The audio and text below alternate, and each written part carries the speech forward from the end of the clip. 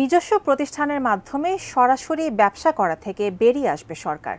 পাশাপাশি সরকারি প্রতিষ্ঠানের অব্যবহৃত জমি বেসরকারি উদ্যোক্তাদের শর্ত সাপেক্ষে দেওয়ার কথাও ভাবা হচ্ছে।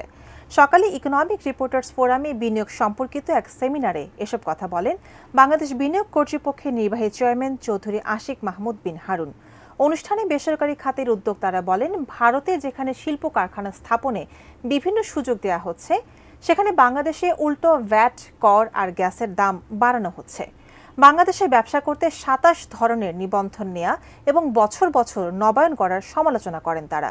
এফবিসিসির সাবেক সভাপতি এ কে আজাদ গ্যাসের দাম বাড়ানোর সমালোচনা করে উপদেষ্টাকে তার শিল্প কারখানা চালানোর দায়িত্ব নেওয়ার আহ্বান জানান। বললেন, নির্বাচনের মাধ্যমে একজন সৎ শাসক নির্বাচিত হলে দেশ সম্ভাবনার বাংলাদেশে রূপান্তরিত হতে পারে।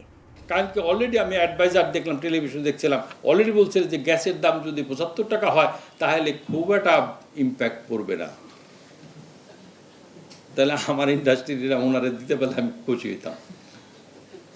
আমি যদি উনি আমার ইন্ডাস্ট্রিতে নেয়, আমি পাবলিকলি বললাম এটা আপনার, আমি ওনাকে দিয়ে দিব, আপনারা এটা প্রচার করতে পারেন। আমরা ইন প্রিন্সিপাল মনে করি যে আসলে যেই সেক্টরে আসলে এখন আর সরকারের ইন্টারভেনশন দরকার নেই, সেই সেক্টর থেকে সরকারের বেরিয়ে আসা উচিত। সো আপনারা আগামী ৬ মাস ১ বছরে দেখবেন যে we will slowly try to get out of doing business.